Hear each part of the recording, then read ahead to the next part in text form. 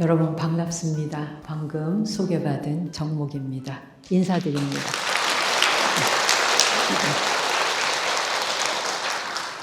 제가 그러고 보니까 전국 강연을 참 안 다닌 데가 없다 싶을 정도로 다녔는데 아직도 제가 못 가본 곳이 많구나 하는 생각을 했고요. 천태종 종단에 이렇게 초대받아서 온 거는 처음입니다.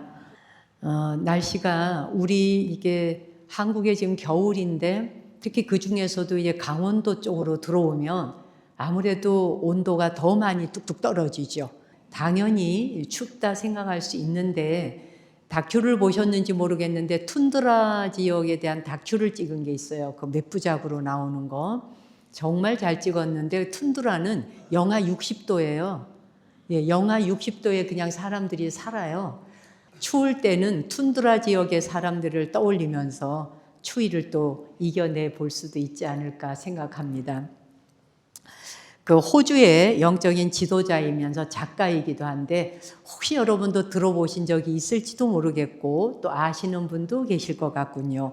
그 알프레드 디 수자라고 하는 사람이 쓴 이 사람의 이름은 모를 수 있지만 이분이 쓴 멋진 시가 있습니다. 젊은이들에게도 많은 사랑을 받고 있어요.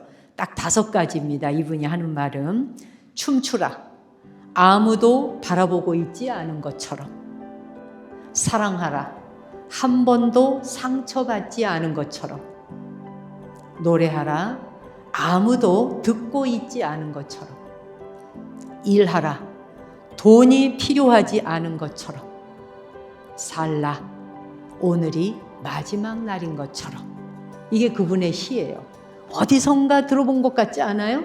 다른 건 모르겠는데 사랑하라. 한 번도 상처받지 않은 것처럼. 이 말은 혹시 들어보신 적 있지 않을까요?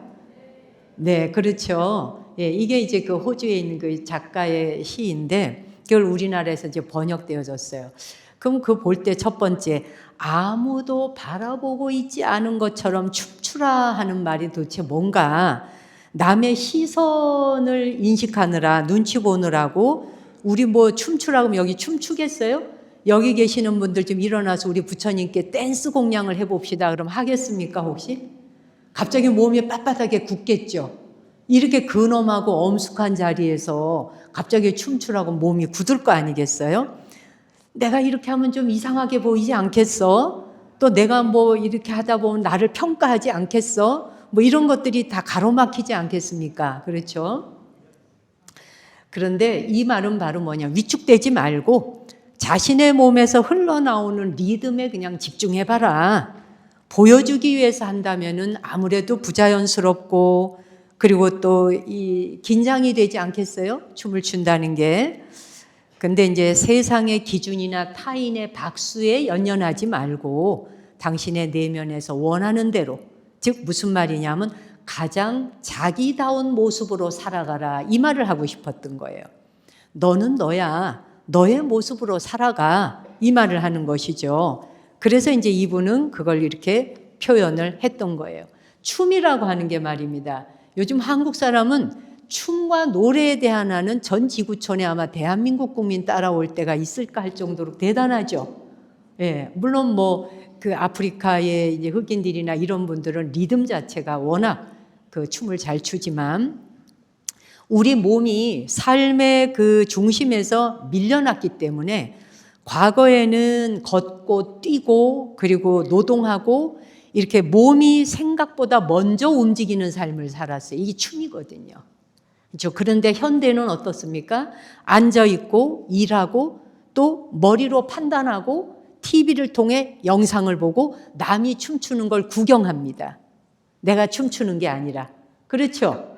취미나 재미나 공연으로나 하는 것이 춤이지 일상생활 속에 우리가 춤을 추진 않아요. 근데 인간은 춤을 잃은 게 아니라 춤을 허락하지 않는 삶을 현대인은 살고 있다는 거예요. 예. 불교에서는 움직임이 사라졌는데 왜 이게 사라졌느냐? 몸 중심에서 의식 위주로 갔기 때문이죠. 초기 불교에서는 사실 움직임이 굉장히 중요했는데 어느 순간에부터 고요하게 머문다라고 하는 건 움직이지 않는 고요정자가 멈추어 있다는 걸로 생각한 거예요. 그 고요하게 있는 거, 그것이 가장 좋은 거라고 생각하게 됐던 거예요. 사실은 그것이 아닌데 말이에요. 어쨌든 춤을 추라 아무도 바라보고 있지 않은 것처럼 이라고 하는 그 말은 한번 생각해 볼 일이죠. 그 다음 두 번째가 아까 뭐라 그랬어요? 한 번도 상처받지 않은 것처럼 사랑하라. 과거의 아픈 기억이나 미래에 대한 두려움 때문에 지금 내 앞에 있는 사랑을 제한하지 말아라 하는 말인 거죠. 그리고 사람은 살면서 과거에 배신을 당했거나 거절당한 경험이 있다면 다음에 누군가를 만났을 때도 내가 또 상처받으면 어쩌지 하는 방어 기제를 하게 돼 있잖아요. 그래서 마음의 문을 열지 않고 상대방을 끊임없이 시험을 합니다. 한번 상처받아봤던 사람들은. 한 번도 내가 상처받지 않은 것처럼 하라라고 하는 건 살아온 날에 연세가 있는 것만큼 다양한 상처에 대한 기록들이 있어요. 기억을 하든지 말든지. 잊어버렸을 수도 있지만 어느 순간에 그와 비슷한 경험이 오면 팍 튀어오르죠. 몸이 기억하고 있지 않습니까? 이 머릿속에선 잊어버렸다 해도. 그래서 다양한 과거에 상처에 대한 데이터가 쌓여 있어요. 우리 몸에는. 빅데이터가 쌓여 있는 거예요. 그래서 지금 이 순간에 순수한 감정을 가지고 위축받거나 또 그 오염되지 않도록 하라. 과거의 기억이 너를 붙들지 않도록 해라. 그리고 또 하나는 계산적으로 사랑하지 말아라 이 말인 거예요. 내가 이만큼 주면 너도 나한테 이만큼 줄 거야 라고 계산하잖아요. 그렇죠? 이 정도만 마음을 줘야지 더 줬다가는 내가 상처받지 않겠어 라고 하잖아요. 그래서 여러분 뭐 우스갯소리도 있잖아요. 처음 결혼할 때는 내가 결혼하면 너를 평생 업고 다닐 거고 항상 너를 예쁘다고 이제 내가 막 이렇게 깍깍 깨물어 줄 거고 뭐 이렇게 했는데 나이가 들면서 당신은 왜 나한테 사랑하면서 그렇게 사랑하면 안아주고 깍깍 깨물어도 주고 이뻐할 거라면서 왜 그걸 안 해? 그러니까 기다려. 그리고 욕실에 와서 틀니를 끼고 나온다는 거 아니에요. 깍깍 깨물어 주려고. 이렇게 세상이 변했음에도 불구하고 나이 먹어가고 육체가 달라지는데도 우리는 사랑에 대해서 자기가 요구하는 건 똑같은 거예요. 그런 방식으로 원한다는 거지. 그 다음 또 하나는 뭐예요? 우리는 흔히 상처받지 않는 것이 완벽한 사랑이라고 생각해요. 상처를 주는 거는 사랑이 아니라고 생각해서 이건 완벽하지 않아. 그러니까 만나자마자 영원히 사랑할 것처럼 생각하는데 그렇지 않죠. 그래서 이 시에서는 상처받는 것이 두렵다고 마음 아끼는 것보다 상처받는 위험을 감수하고서라도 순간의 진실함에 다가가 봐라 라는 말이에요. 그러니까 나중에 상처를 입고 아플까 봐 지금의 사랑을 시들하게 보내지 말아라 이 말이거든요. 그러니까 이건 굉장히 중요한 말인데 설령 오늘 아침에 사랑하고 오늘 저녁에 상처를 입더라도 아침에 사랑하고 저녁에 상처 입더라도 그 사랑해봐라 이거예요. 그게 아니라 상처 입을까 봐 딱 방어 기제라고 나는 사랑하지 않을 거야 하다가 보면 한순간도 사랑해 본 경험이 없이 시들하게 지낼 거라는 거죠.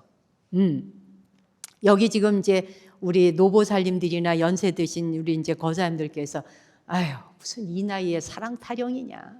그거 지난 지가 언젠데 라고 하실지 모르지만 지금 여기서 말하는 사랑이라는 건 인간이 인간을 바라보면서 육체적으로 자식을 낳기 위해서 남자가 여자에게 여자가 남자에게 끌리는 이성적 사랑만을 말하고 있지는 않아요.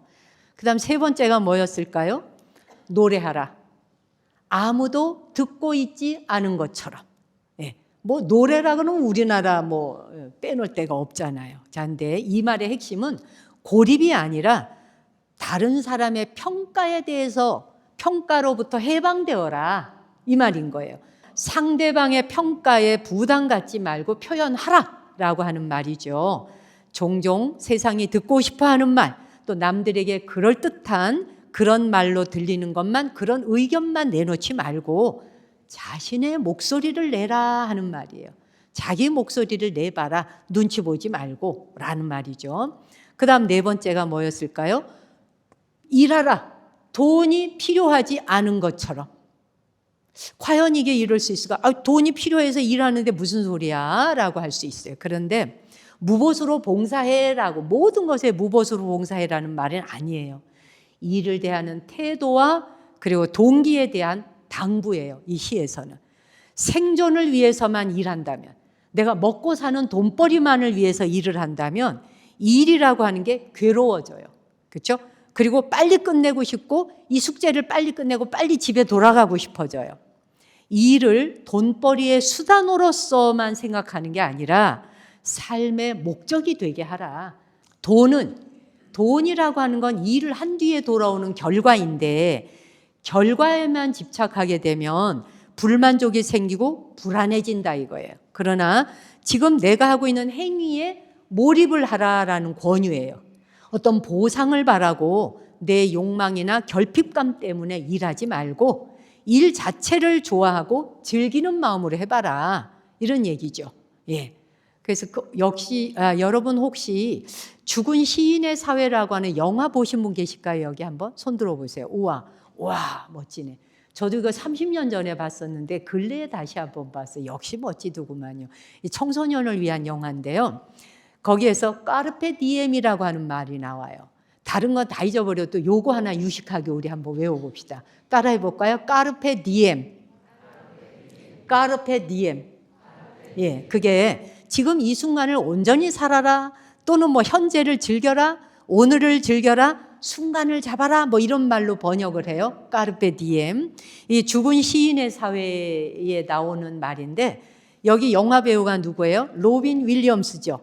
예, 굉장히 저도 좋아하는 그 영화 배우인데 돌아가셨지만 상당히 매력적인 그 영화 배우이죠. 이분이 거기 이제 키팅 선생으로 나와요. 존 키팅 선생.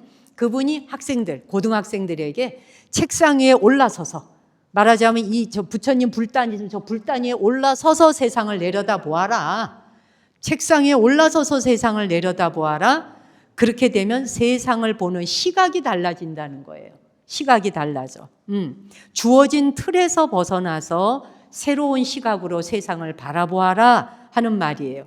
그러면서 이분이 뭐라 그러냐? 왜 오늘을 즐겨라 까르페 디엠이라고 말하느냐 하면 우리는 다 벌레의 밥이 될 거니까. 그렇죠? 벌레가 다 파먹는 밥이 될 거니까. 우리 모두는 언젠간 숨이 멈추고 차갑게 식어갈 것이고 죽을 것이니까. 살아있는 동안에. 이 생에 한 번 허락된 것이니까. 이 모습으로 또 살지는 못할 거니까 라고 하는 말이죠. 예, 그래서 보상받는 것에 대한 노예가 되어서 살아가다 보면 지친다는 거죠. 피곤해지고. 그렇죠? 그래서 너의 주인이 되어서 살아라. 수처작주하라. 네가 주인이 되어서 네 삶을 네가 주관해 살아라 하는 말을 이 시에선 하고 있네요. 마지막으로 살아라, 살라. 오늘이 마지막 날인 것처럼, 지금 이 순간이 마지막 날인 것처럼 살아보라 이거예요. 나중에 은퇴해서 여유가 좀 생기면 또 준비가 좀 되면 그때 가서 행복할 거야. 미루지 말라는 거예요. 그렇죠? 나중에. 지금은 내가 희생해야 돼 라고 하지 말아라. 내일이 아니라 오늘이 내 생애의 마지막 날이다 라고 가정한다면 결코 당신에게 닥쳐온 순간을 미래로 미루지는 않을 것이다. 언젠간가가 아니라 지금 바로 행하라. 지금 바로. 마지막 날이다라고 하는 이 절박함 속에 있게 되면 어떨까요, 여러분? 오늘이 마지막이야. 그러면 부부 사이에 있었던 갈등, 부모와 자식 사이에 있는 갈등, 남에 대한 미움, 뭐 쓸데없는 걱정, 이런 것들이 힘을 잃게 되겠죠. 오늘이 마지막이라는데 뭐 그거 갖고 뭘 부둥켜 싸우겠어요, 여러분? 안 그렇습니까? 그렇기 때문에 오늘이 마지막이라면 아마도 우리는 미안해, 고마워, 참 대단하구나, 그래 사랑해, 훌륭해, 이런 표현들을 하지 않겠느냐. 그렇죠? 예, 그런 얘기를 하고 있는 거예요. 이 시에서의 메시지는 뭐냐면 당신을 가로막고 있는 모든 두려움, 조금 전에 여러분 반야심경 독송하셨어요. 무유, 공포, 원리, 전도, 몽상. 예, 공포심, 두려워하는 마음, 걱정하고 두려워하는 그 마음은 어디서 오는가? 전도망상에서 온다. 거꾸로 뒤집혀진 생각에서 오는 것이다. 전도망상에서 오는 것이다. 그 전도망상에서 번뇌에서 괴로움과 고통이 오는 것이다. 그런데 그 거꾸로 뒤집혀진 생각을 바로 갖다 놓을 것 같으면 원리 전도 몽상이라. 그렇죠? 멀리 두려움이 도망간다는 거죠. 그렇잖아요? 그래서 당신을 가로막고 있는 두려움, 그리고 상처, 남들에 대한 시선, 자기에게 닥쳐온 가난, 그다음에 누군가의 평가, 그리고 다가오게 될 미래, 이런 것들로부터 자유로워질 수 있을 것이다. 오늘 지금 이 순간을 산다면, 지금 현재를 산다면. 그래서 뭐냐? 당신의 진짜 인생을 사세요라고 하는 말이에요. 이분의 시는. 그대의 진짜 인생을 살아보세요. 여러분 생각할 때 내가 그럼 진짜 인생 살았지 뭐 가짜 인생 살았겠어? 하실지 모르지만 사실은 우리는 남의 눈치 보느라고, 그렇죠? 그리고 이웃을 눈치 보고 뭘 보다 보면 내 뜻대로 못 살아질 때가 있잖아요. 우리는 지금의 이 모습으로는 한 번밖에 살지 못하는 인생이니까, 그래서 누군가를 도와야겠다라는 생각이 있을 땐 그 즉시 도우라는 거예요. 내가 살만하면 도울게, 그러면 이미 기다려주지 않는다는 거죠. 그 다음에 사랑하는 거, 그거 좀 기다려. 내가 좀 편안해지면 사랑할게가 아니라는 거예요. 그렇죠? 내가 좀 부유해진 다음에 뭐라고 하는 게 아니라는 거예요. 지금 좀 더 하고 나서 나중에로 미루지 말아라. 지금 베풀어라 라는 거죠. 미루거나 무시하지 말고 지금 움직여라. 그리고 지금 행동하라. 왜냐하면 우리는 이 생을 이 모습으로는 한 번 사라지니까. 이 사찰이 천태종 사찰입니다. 그렇죠? 자, 천태종. 아까 상월 원각 대조사님의 글도 읽으시던데, 상월 원각 대조사님께서 천태종이라고 하는 구인사에 그런 절을 세우시고, 그리고 그 사찰을 통해서 많은 신도님들에게 법을 편하실 때 천태종은 소위경전 자체가 법화종입니다. 조계종은 금강경이 소위경전이고 천태종은 법화경이 소위경전입니다. 제가 대한불교 조계종 승려이지만 입적하신 우리 은사스님께서는 평생을 법화경을 독송하셨습니다. 그래서 법화행자이시죠. 15살 때부터 법화경을 독송하셨으니까요. 상월 원각 대조사께서 하시는 말씀은 생활 속에 불교가 그냥 생활이 되게 하라, 이 말씀이시지 않습니까? 불교는 사찰에만 있는 게 아니다. 일상 생활 속에 있다. 대중불교. 그래서 뭐냐면 소수의 출가한 승려들만이 수행자가 아니라 모든 대중이 다 한꺼번에 같이 깨달아야 한다. 이런 말씀하셨지 않습니까? 그래서 이 법화경은 묘범연화경이라고 하고, 묘범연화경이 바로 본경이죠. 그리고 무량의경.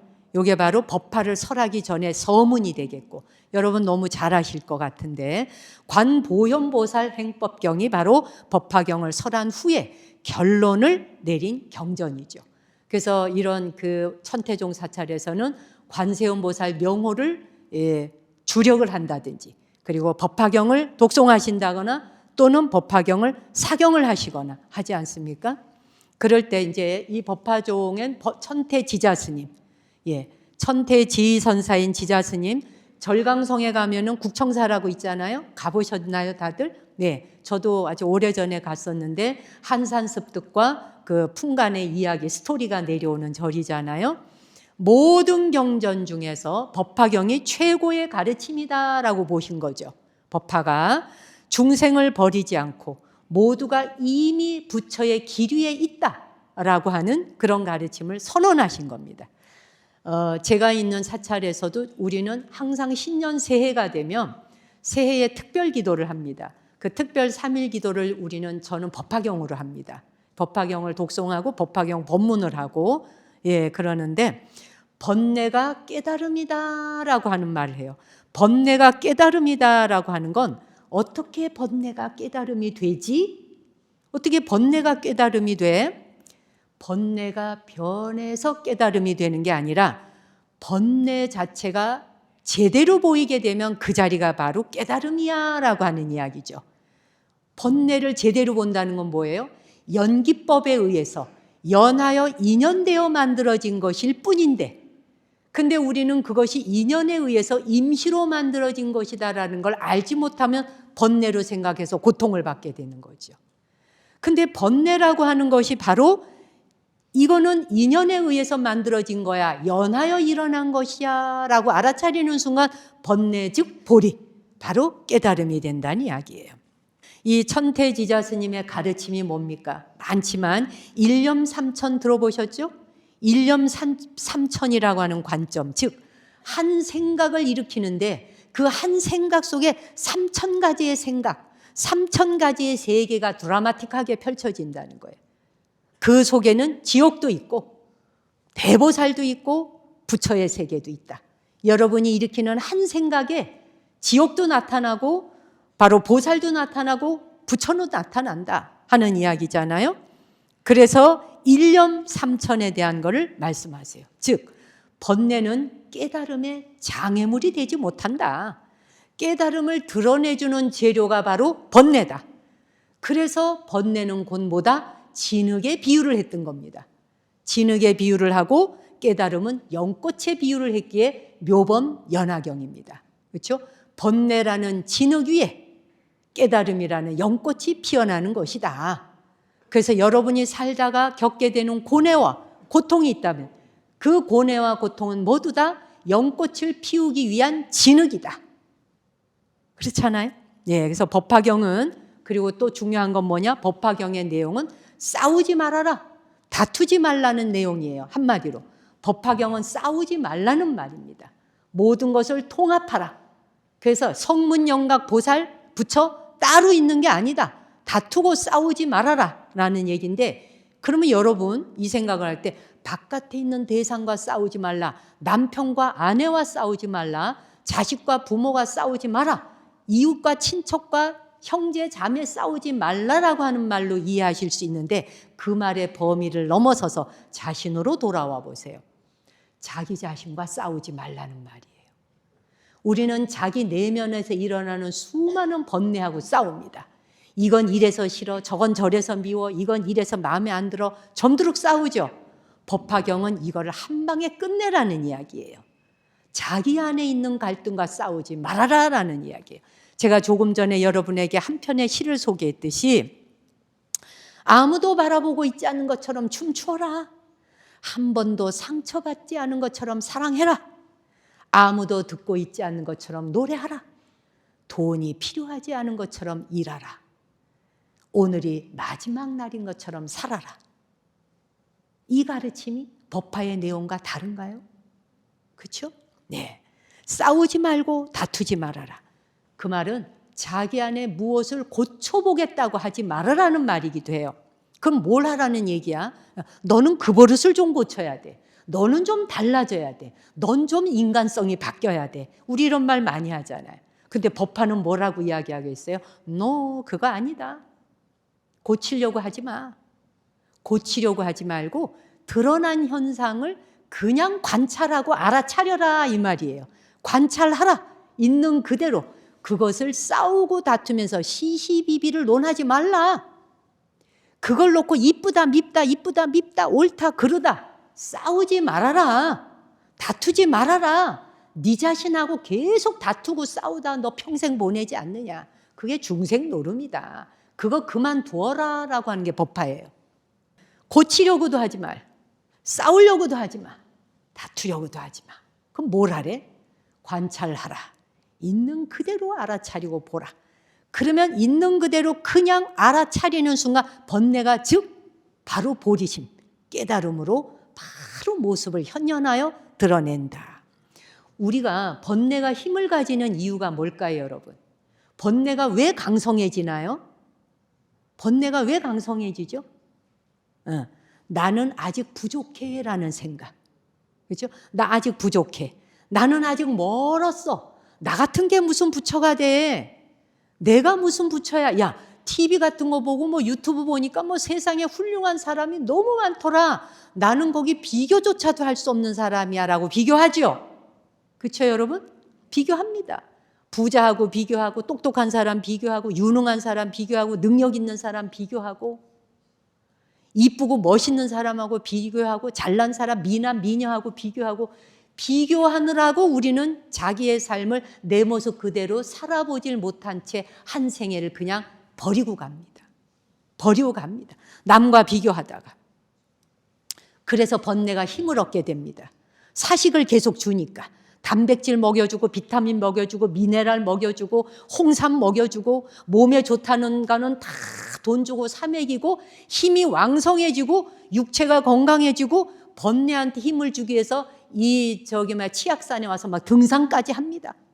등산하면서 근육 키우고 그렇죠? 막 팔 땡기고 다리 땡기고 근육 팍팍 키워갖고 어디다 써먹어? 번뇌 키우는 데 써먹습니다. 자기 자신이 아직도 부족하고 난 아직도 멀었어. 난 아직 도달하질 못했어. 그래서 나는 고쳐야 될 게 많아. 죽을 때까지도 노력해도 나는 달라지지 않을 것이야. 그러니 부처되는 건 다음 생에나 라고 미뤄요, 안 미뤄요? 미루죠?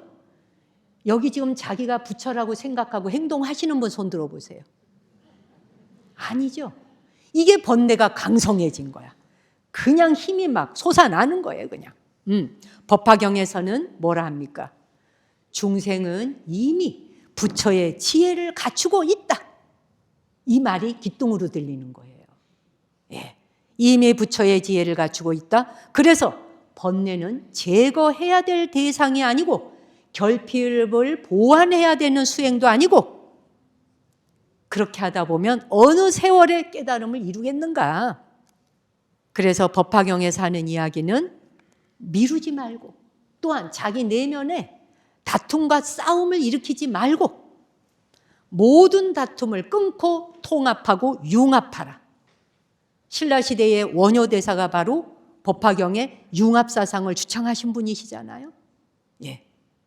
다툼을 끄는 통합과 융합의 가르침이 담긴 것이 바로 법화경이에요. 오늘날에 절대적으로 필요한 가르침이 담겨 있죠. 희망의 경전입니다. 이 경전은 고려시대의 대각국사 의천 스님께서 왜 이 법화경이라는 경전을 중요시하셨을까? 고려시대가 어떤 시대였습니까? 우리는 고려시대가 편치 않았습니다. 역사적으로. 여러분이 아시다시피. 그냥 원나라, 명나라, 무슨 나라 바뀔 때마다 눈치 봐야 되고 조공 바쳐야 되고, 그렇죠? 그리고 그 나라 공주하고 결혼해야 되고 왕이 바뀔 때마다 고려시대 왕들이 전부 앞에 충자가 붙습니다. 원나라, 명나라 모든 그 임금들에게 충성하겠다고 전부 충이 붙습니다. 충선왕, 충의왕 모든 충자가 붙습니다. 그런 시대를 보냈던 그 시대의 사람들에게 법화경이 얼마나 희망의 경전이었겠습니까, 여러분? 우리는 스스로를 작고 초라하다고 느껴요. 그리고 부족하고 미흡하다고 느껴요. 그런데 천태대사께서는 법화경을 통해서 우리는 결코 작은 존재가 아니다. 법화경을 읽어보아라. 그 경을 보다 보면 결코 우리는 그렇게 작은 존재가 아니야 라고 선언을 해 주시죠. 그리고 천태의 사상의 핵심인 일념삼천이라고 하는 것. 찰나의 한 생각 일으키는 곳에 온 우주의 가능성이 모두 담긴다. 우리의 마음을 한 번 먹는 그 순간에 그 속에 3,000가지 세계의 세상이 다 펼쳐진다. 요즘 여러분 들어봐서 아시겠지만 양자역학이란 말 들어보셨을 거예요. 양자역학에서 뭐라고 하는데 그러면 관찰자 효과라고 하는 말이 있어요. 이 말이 뭐냐? 미립자라고 하는 게 있는데 작은 미립자 알갱이가 있어요. 그런데 이게 사람의 눈으로 관찰하기 전에는 보는 사람이 없을 때는 파동으로 있어요. 파동은 뭐예요? 가능성으로 있을 뿐이에요. 뭐가 될지 몰라. 근데 이게 눈에 시선을 딱 줘. 걷다 눈을 딱 돌려서 관찰자가 딱 쳐다봐. 관찰하는 순간 파동이 입자로 바뀌어요. 현실로 확정돼 버려. 놀랍지 않아요? 이게 양자역학이고 이게 바로 부처님 가르침이고 불교의 세계를 말하고 있고 법화의 세계를 말하고 있는 거예요. 그것처럼 우리가 마음을 어디에 두느냐에 따라서 내 눈앞에 현실이 결정된다는 말을 하고 있는 거예요. 즉 절망을 관찰하면 절망의 세계가 펼쳐지리라. 그렇죠? 부처의 세계를 관찰하면 즉시 불성의 에너지를 띠게 되리라. 어렵지 않죠? 그래서 우리의 마음은 우주라고 하는 도화지에 현실을 그려내는 북과 같다 그래서 심여공하사라는 말 들어보셨죠? 붓을 들고 백지에 그림을 그리는 것과 같아. 달마대사의 그 제자 이조 대사가 해가선사이죠. 들어보신 적 있나요? 네, 달마의 제자가 해가 스님이에요. 그 해가선사가 남북조 시대에 활동하셨고 남북조 시대에 혼란기를 거쳐서 수나라가 통일될 때 그때까지 걸쳐서 사셨는데 바로 천태지자와 비슷한 시기에 사셨죠. 해가 스님이 훨씬 더 연배가 많으시고 그 다음에 천태 스님이 12년인가 15년 시대를 같이 그 시대에 사셨어요. 천태 스님께서도 남북조 시대 혼란기와 수나라의 통일기를 같이 사셨던 분이시잖아요. 자, 근데 그때 해가 스님이 단비구법이라 해서 법을 받기 위해서 단비, 왼쪽 팔뚝을 뚝 잘라가지고 법을 구했어요. 그래서 단비구법이라 그래. 그 달마대사의 제자가 됐거든요.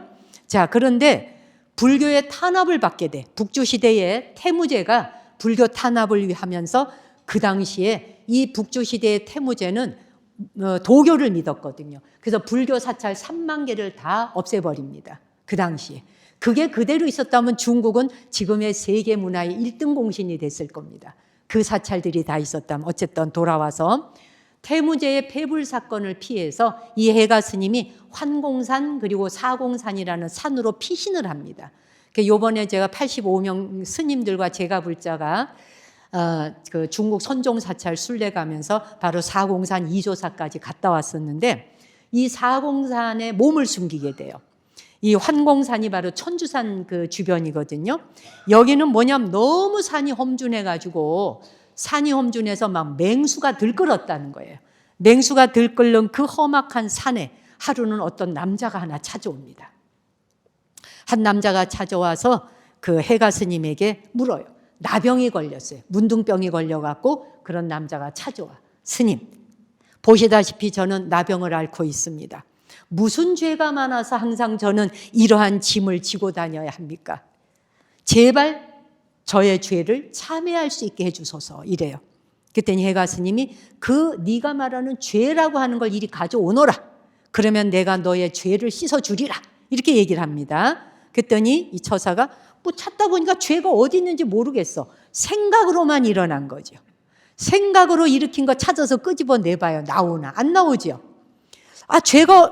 죄 안 보이는데요? 그랬더니 해가 스님이 내가 너의 죄를 다 씻어 주었노라. 이제부터 불법성 삼보를 의지하고 삼보를 가슴에 품고 편안하게 살지어다. 이렇게 법을 내려주세요. 짐을 내려놓으라라고 하는 말은 죄의 실체가 없다는 깨달음을 주시는 거예요. 죄는 너의 한 생각에서 일어난 것이다. 일념 삼천이다. 한 생각에서 죄라고 하는 게 일어난 것이지 본래 죄라고 하는 게 있는 게 아니다라고 하는 이야기를 들려주신 거예요. 그래서 해가 스님이 죄라고 하는 건 본래 고정된 게 아니다라는 이야기를 해주자 이 처사가 바로 그 자리에서 깨달아요. 바로 깨닫고 거기서 바로 마음의 죄를 씻은 듯이 다 풀어내면서 바로 스님의 제자가 되어서 3조 승찬선사가 됩니다. 1조 초조 달마, 2조 해가, 3조 승찬, 4조 도신, 그렇죠? 5조 홍인, 6조 해능 스님까지. 여기까지가 선맥을 이어오는 계보도잖아요. 예, 뭐 다 기억 못 하셔도 상관없지만 안심법문이라 그래. 마음을 편안하게 해주는 법문을 해주셨다는 이야기예요. 그래서 나병이 다 나아버렸어요. 여러분 생각해 보세요. 문둥병 걸린 사람이 약도 안 쓰고 이 법문 한마디를 듣고 나병이 나았다 믿어지세요? 안 믿어지세요? 그게 안 믿어주면 법화행자가 아닌 것이죠. 왜? 법화경엔 그 내용이 있으니까. 한 생각에 부처의 생각을 일으키면 그냥 부처 세계가 펼쳐지는데 왜? 번뇌를 갖고 생각으로 지지고 못 끄니까 안 된다는 얘기죠. 천태지자께서 번뇌가 곧 깨달음이다 라고 말씀하셨을 때는 이 진흙이라고 하는 번뇌가 있어야 연꽃이 피듯이 지금의 당신이 겪는 괴로움이나 단점조차도 사실은 깨달음의 소중한 재료인데 우리 몸뚱이가 모두 다 별의 재료를 갖다 쓰는 것과 같이 번뇌 또한 깨달음을 이루게 하는 모두 재료다라는 이야기예요. 여러분 이제 한번 귀 기울여 보세요. 자, 이 우주가 어떻게 형성되고 정말 어떤 세상이 펼쳐지기에 부처님은 법화에서 이런 사상을 말씀하셨을까? 자, 한번 보죠. 태양이 있고 지구가 있어요. 지구라고 하는 행성이 있는데 태양과 지구의 거리가 어느 정도인지 혹시 아실까요? 자, 우리는 태양을 의지해서 사는 우리가 태양족들이에요. 태양과 지구의 거리는 1억 5천만 킬로미터가 떨어져 있어요. 이 수치는 외워두세요. 묘법연화경을 외우듯이 알아두실 수치예요. 자, 1억 5천만 킬로미터가 떨어진 거리에 있어요. 이거를 골드락스 존이라 그래. 이것까지는 못 외우셔도 상관없어. 골드는 기억하시겠죠. 골드, 황금. 골드락스 존이라 그래. 왜 골드락스 존이라 했을까? 유식한 공부 한번 해봅시다. 우리 잠깐만. 태양이 여기 있고 지구가 여기 있는데 이 거리가 1억 5천만 킬로미터 떨어져 있대. 만약에 말입니다. 태양으로부터 조금만 지구가 태양 쪽으로 좀 더 가까이 갔다면 어떻게 됐을까? 이 거리가 아니고 물이 모두 증발됐을 것이고 다 타 죽었겠죠. 만약에 이 거리가 아니라 조금 떨어졌다. 만약에 태양으로부터 조금 더 멀어진 거리에 있었다. 뭐가 다 꽝꽝 얼어붙었겠죠. 얼거나 타 죽었거나 둘 중에 하나죠. 이 거리가 얼마나 위대한 거리인지를 생각해 보자 이거예요. 1억 5천만 킬로미터라는 이 골드락스 존이 이 지구 생명을 먹여 살리는 거리였구나. 그 키로수가 어쨌다고. 천태대사께서는 태양과 지구의 거리가 가장 알맞은 거리에 있음으로써 모든 생명을 살려내는 것과 같이 치우침이 없는 중도에 대한 부처님의 가르침을 굉장히 중요시하셨던 분이 천태지자입니다. 천태 스님께서는 중도 사상을 논하시잖아요. 치우침이 없는 중도. 즉 만물의 실상을 설명할 때에 중도를 강조하셨잖아요. 중도는 중간인가요? 중간이 아니죠. 가장 완벽한 조화예요. 가장 완벽한 조화이고 법화경은 우리의 삶이 극단적인 고통이거나 쾌락에 치우치지 않는 걸 말하는 거예요. 아시겠어요? 중도라는 건 극히 즐겁고 극히 괴로운 양극단을 피하는 거예요. 그래서 부처님이 6년간 고행하시면서 뼈만 남았을 때 야 이거 아니다. 먹지 않고 굶고 갈비뼈가 다 드러나도록 수행하면서 이런 극단적 고행 이거 고행 아니다. 그렇다고 살을 막 찌우는 거 이것도 아니다. 극단적으로 고통스럽고 극단적으로 행복한 거 이거 둘 다 양극단으로 치우치는 건 다 병폐다. 가장 알맞은 조화를 이루는 그 가장 알맞은 그래서 조율을 이루는 그 중간에 그걸 중도라고 한다 이거죠. 그와 같이 태양과 지구의 거리가 바로 중도 사상인 거예요. 그렇잖아요? 너무 가깝게도 너무 멀지도 않은 거리잖아. 너무 가까우면 타 죽지. 너무 멀면 얼어 죽지. 인간관계도 똑같아요. 부부 사이에 너무 사랑 이러면서 가까이 가봐. 어떻게 되나? 둘이 타 죽어 그냥. 근데 미워 그러면 그냥 얼음 조각이야. 그냥 여기가 냉동고에 꽝꽝 얼어서 그냥 녹지를 않아. 그리고 그냥 평생을 얼음을 그냥 여기 지닌 채 너는 너대로 살아라 인간아. 나는 나대로 산다. 밥도 니는 네 밥 먹어. 나는 내 밥 먹을게. 한 지붕 아래서 우리는 골드락스 존은 고사치고 태양과 지구의 거리가 아닌 너무 가깝거나 너무 먼 거리에서 고통받고 있잖아요. 이건 중도가 아니지. 그렇죠? 그래서 삶의 균형을 잡을 때 비로소 실상의 연꽃이 피어난다. 이게 묘법연화경이죠. 이해가 가요? 네. 그래서 태양이 지구를 살리는 최적의 거리를 유지하듯이 법화의 가르침은 너무 뜨겁지도 차갑지도 않아. 가장 알맞은 거리. 그래서 우주의 황금 비율의 거리와도 같은 말씀을 설하신 게 법화경이구나. 법화경이 뭐야? 라고 할 때 어려워. 무슨 말인지 모르겠어. 뭔 말인지 난 이해가 안 가지 말고 법화경 그거 태양과 우주의 거리, 태양과 참 지구의 거리 1억 5천만 킬로미터 알맞아서 우리가 다 살고 있잖아. 그게 법화경이야. 하실 수 있죠?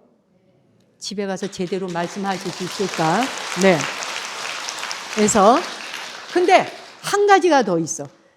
태양으로부터 직격탄으로 날아오는 자외선은 뭐예요? 바로 방사선이죠. 유해한 방사선이에요. 그 유해한 방사선이 그냥 지구에 도달한다면 여기 우리는 살 수 있는 생명 하나도 없어요. 성층권이라고 하는 층에 오존층이 형성되어 있지 않다면, 오존층은 O3잖아요. 오존층, 그렇죠? 만약에 오존층이 이렇게 위에 덮여 있지 않았다면 여기 아무도 못 살아요. 왜 못 살까? 태양이 보내주는 그 어마어마한 양의 방사선이 그냥 내리 꽂아대면 뭐가 돼? DNA 다 파괴되죠. 지상에 살고 있는 생명들을 전부 보호해 주는 게 뭐라고요? 오존층. 생명을 보호해 주는 게 뭐라고요? 오존층. 그리고 이 지구에 이 많은 생명들이 살 수 있게 됐던 게 뭐 때문이라고요? 태양과 지구의 거리 때문이라고요. 제가 왜 이 이야기를 하느냐? 여러분이 법화경을 독송하거나 사경하실 때, 법화경 한 편을 독송하고 사경을 하실 때 여러분의 마음은 오존층의 역할을 하는 것이다 라고 생각하시라는 거예요. 아시겠어요? 그래서 세상을 살다 보면 미운 사람도 있고 분노심과 질투심도 일어나고 화도 나고 많은 것들이 자기를 괴롭힐 수 있어요. 상처를 받을 수도 있고요. 특히 깊은 상처 입지 않은 것처럼 사랑하라 하지만 자식을 앞세운 부모에게 그건 천연과 같은 말이죠. 네. 자식을 앞세운 부모에게 그 슬픔의 고통이라는 건 이루 말할 수 없어요. 네. 그 다음에 남자와 여자가 서로 외도를 해서 신뢰를 저버렸을 때, 서로에 대한 사랑의 믿음이 금이 가버렸을 때, 인간 사회에서 이 고통의 상처는 말로 설명되지 않아요, 여러분. 그렇죠?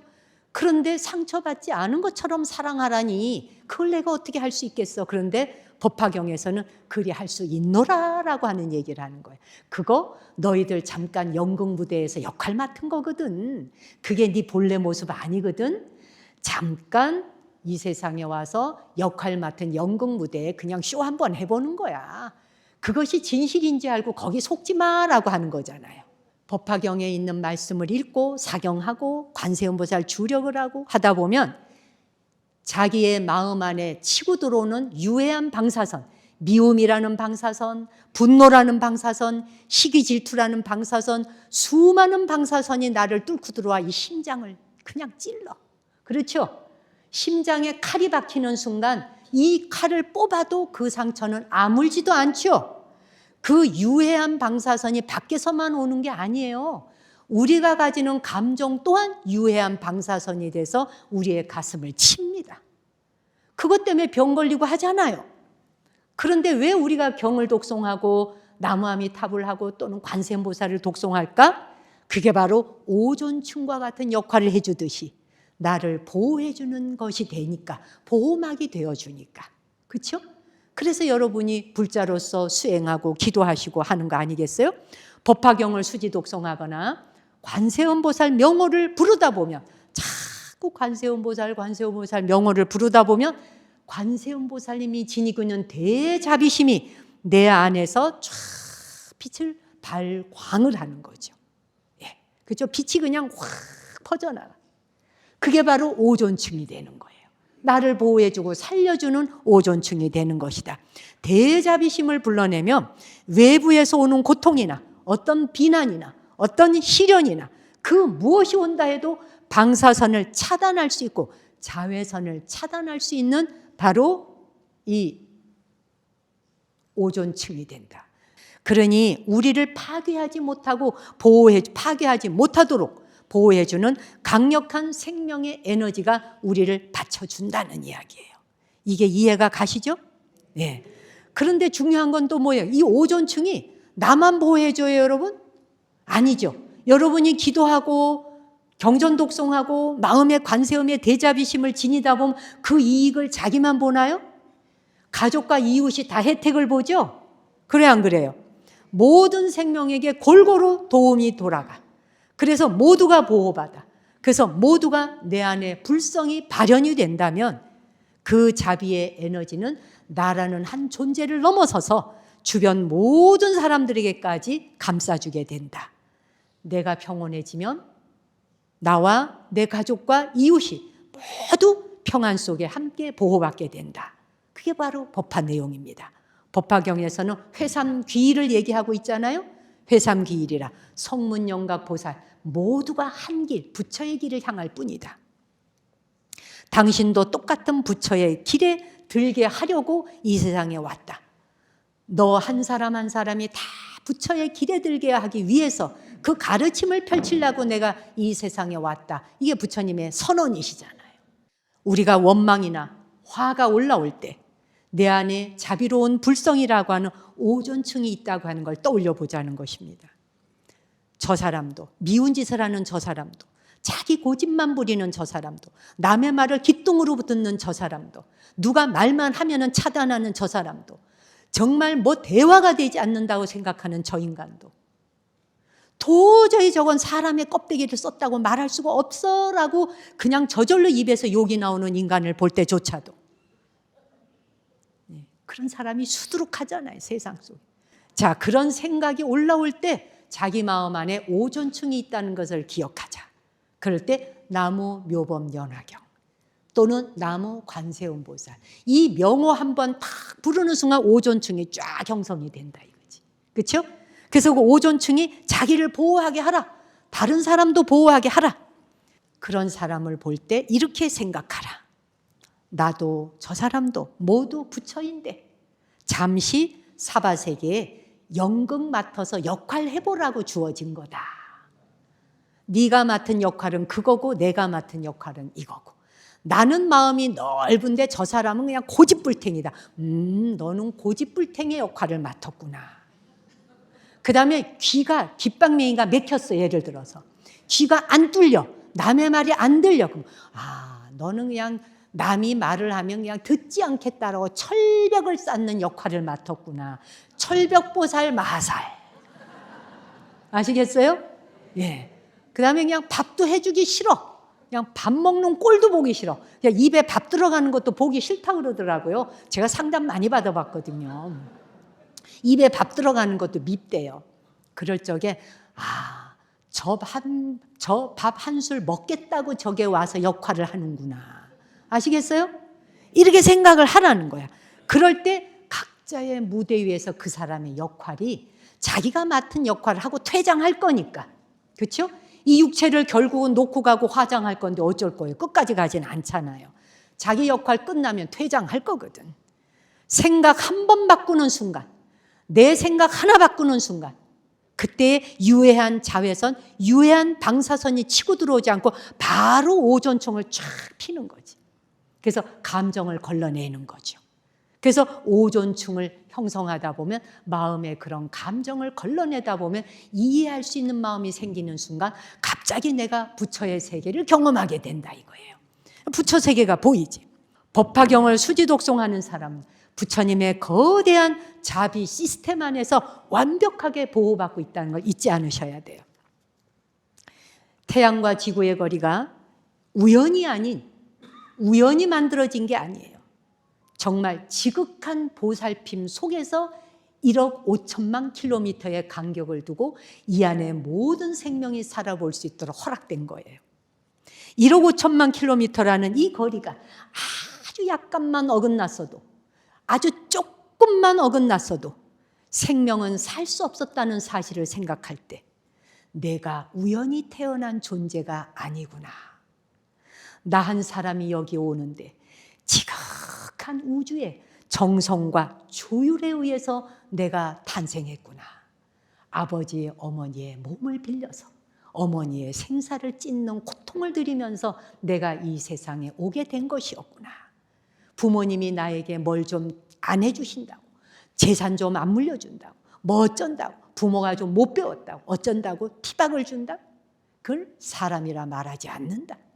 왜? 우주로부터 자기가 아무것도 가져온 게 없으면서 이 몸뚱이 전체가 다 별한테 빌려다 쓰면서 아무것도 자기 게 없음에도 불구하고 그냥 빈손으로 와서 거저뺏기로 다 얻었으면서 더 안 내놓는다라고 거짓 노릇을 하고 있는 이 중생들, 더 안 내놓는다고, 더 안 준다고, 늙어가는 부모님과 연세 드시고 귀 안 들리고 몸이 꾸부정해가는 할머니 할아버지가 되어가는 사람 보면 냄새 난다고, 뭐 한다고, 추접다고, 자기는 안 늙을 것처럼 언제까지나 천년만년 젊은 모습으로 있을 양. 이게 얼마나 인간이 이 인간의 눈과 생각이 조악한 것이냐. 그걸 깨닫게 하는 게 법화 아니겠습니까? 그게 그렇지 않다. 이 몸뚱이는 한정이 있고 잠시 왔다 가는 몸은 그렇게 이 모가 하나가 떨어져서 쭈그렁 바가지 물기가 줄어가는 것과 같이 인간 몸도 그렇게 되는 것이다 라는 이야기예요. 그래서 모든 중생의 부처가 될 소중한 존재구나. 그걸 말하고 있다 이거예요. 이제 마무리를 하자면 내 마음이 바뀌면 세계를 바라보는 눈이 바뀌게 돼. 눈이 바뀌면 온 우주가 다 부처가 화연한 걸로 볼 수 있다는 거예요. 내 눈이 안 바뀌면 온 세상이 다 나를 괴롭히는 종자로 보여요. 저것도 나를 괴롭히고 얘도 나를 괴롭혀요. 저거 다 나를 뜯어먹으려고 온 걸로 보여요. 그러면 자기가 어디 있어요? 아기보에 있고 지옥보에 있는 거지. 지옥아기 축생보에 있게 되는 거예요. 그런데 이 모든 번뇌와 모든 것들이 내가 그 말 자주 합니다. 부처 만들라고 다 모든 사람이 와 있다. 나 부처 만들라고. 그와 같이 내가 보는 바대로 무엇을 보느냐에 따라 다 부처로 화연한 게 보인다. 우리는 보고 싶은 빛만 봅니다. 보세요. 우리 눈앞에는 지금 이 순간에도 수많은 전파와 광선이 지나가고 있어요. 이 수많은 전파와 광선, 지금 형광등, 전파와 광선이 지나가는데 뭐만 보나요? 우리는 가시광선만 보고 있습니다. 우리가 적외선 볼 수 있나요? 엑스레이 광선 볼 수 있나요? 못 봅니다. 못 보는 게 아니라 안 봅니다. 우리가 만약에 적외선을 본다면 어떻게 될까? 적외선을 인간이 본다면 우리는 눈에 안개가 낀 것 같이 이 물체 저 물체 이게 꽃인지 마이크인지 구별 못해요. 이게 내 남편인지 저게 내 아내인지 구별이 안 돼요. 적외선을 본다면요. 그래서 인간은 가시광선만 보기로 한 거예요. 그래서 좁힌 거죠. 딱 눈의 시야를 좁혀서 집중해서 그것만 딱 때려서 정확하게 보도록. 가시광선만 봐야 요게 꽃이다. 이거는 뭐다. 저거는 뭐다. 이 사람이 내 남편 내 아내다. 딱딱 보는 거지. 만약에 여러분이 적외선을 볼 줄 안다면 남의 남편이 지 남편인 줄 알고 내 아내가 남의 아내인 줄 알고 이래져요. 그렇잖아. 엑스레이는 장비로만 보는 거예요. 왜? 살점은 다 사라지고 뼈만 딱 찍잖아. 우리가 만약에 엑스레이를 본다. 전부 뼈다구가 돌아다니는 걸 볼 거 아니에요. 그래요, 안 그래요? 맞죠? 그 보고 싶어요, 엑스레이로? 안 보고 싶지. 뼈만 왔다 갔다 걸어다니면 해골바가지만 걸어다니는 걸 누가 보고 싶어, 엑스레이를. 그것처럼 무엇으로 보느냐에 따라 세상의 본질이 완전히 다르게 보인다. 우리도 마음의 욕심과 편견이라고 하는 그 안경을 뒤집어 쓰고 세상을 보게 되면 삼라만상에 모두가 다 나를 괴롭히고 나의 적수로 나타나는 것이다. 다 적으로 나타나. 적으로 나타나는 세상을 살다가 임종을 했다. 죽는 순간에도 적이 다 나를 뒤덮게 돼 있다 이거예요. 죽음 전까지 기도하란 말을 왜 하겠습니까? 죽는 순간에 자기가 자기 천도하고 가야 돼요, 여러분. 남한테 천도 맡길 생각하시지 말란 얘기예요. 아시겠어요? 내 마음에 내가 오존층을 만들어서 내가 나를 구원할 수 있도록 자신 갖고 기도할 수 있어야 된다 이거지. 그렇잖아. 신심과 선정해서 그런 안경을 끼고 세상을 본다면 모두가 다 부처로 보이는 거예요. 그게 바로 상불경 보살품이에요. 다 당신은 부처이십니다. 부처 아닌 존재가 없어. 그렇죠, 여러분? 그래서 법화경은 모든 존재는 본래 부처다라고 하는 것이 핵심 선언이라는 걸 잊지 말아주세요. 천태대사께서는 우리가 일념으로 신심을 내어서 대상을 우러른다면 다 신심을 내서 대상을 우러러봐. 그러면 그 순간 내 마음의 에너지가 세상의 주파수하고 탁 맞닿아서 모든 것이 다 부처가 화연한 세상에 살고 있구나. 그게 바로 극락 정토다. 그렇잖아요? 우리는 보는 것대로 믿는 게 아니에요. 보는 대로 믿는 게 아니라 우리가 믿는 대로 보게 된다 그랬어요. 우리가 믿는 대로 보게 돼요. 그것이 이 세상이에요. 여러분, 오늘 법화경의 이야기로 우리도 이제 저도 이제 1월 달 2월이 되면 곧 법화경 3일 기도 이제 특별 기도를 하게 됩니다. 천태종 사찰에 오시는 여러 신도님들, 여러분께서는 이곳에 오시면 소위경전인 법화경을 수지 독송할 수도 있고 또는 사경도 할 수 있을 겁니다. 그것이 아니라면 관세음보살 주력 기도를 하시겠죠. 무엇을 하시건 그 모든 것들은 방편입니다. 그 방편이 여러분 살리고 이웃 살리고 중생 살리는 오존층을 형성하는 데 쓰자는 것입니다. 여러분이 살아오시느라고 얼마나 애쓰셨는지 또 보아하니까 여러분이 연세도 나름대로 있으십니다. 이만큼의 인생을 살아오시는 동안 여러분은 이 세상에서 여러 가지 일을 해내셨을 겁니다. 정말 자식 키워내는 일도 하셨을 것이고 회사에 가서 이런 꼴 저런 꼴도 보셔야 했을 것이고 삶의 뒤안길을 돌아볼 때 여러분의 삶이 순탄치만은 않았겠지만 그럼에도 불구하고 6.25 전쟁을 겪었던 분도 계셨을 것이고 그 모든 전란을 피해 여기까지 와 있는 자신은 얼마나 위대하고 거룩한지를 찬탄하시라. 여러분이 여러분 자신을 찬탄하시는 자리가 바로 부처 자리이고 그 자리가 바로 태양과 지구에 가장 알맞은 자리, 사람 살리는 거리이다. 그런 생각을 일으키는 찰나 나만 그 길을 걸어온 게 아니구나. 참 쭈그러진 모습을 보거나 또 몸이 더욱더 부자유스러운 사람을 보거나 장애가 있는 분을 보실 때 그분의 몸은 그럴지 몰라도 그분의 마음 안에 들어있는 부처를 보시며 저 몸을 이끌고 이렇게 살아오시는 그분의 위대함을 발견할 수 있는 내 눈을 가질 수 있게 해달라. 그런 부처의 눈을 뜰 수 있는 우리 자신이 되게 해 주십사 라는 마음으로 여러분의 다음 새해를 또 맞이하기 바라고 오늘 이 자리에 저를 초대해 주셔서 감사하고 부디 건강하시고 무탈하기를 기원하면서 제 법문 마치겠습니다. 감사합니다.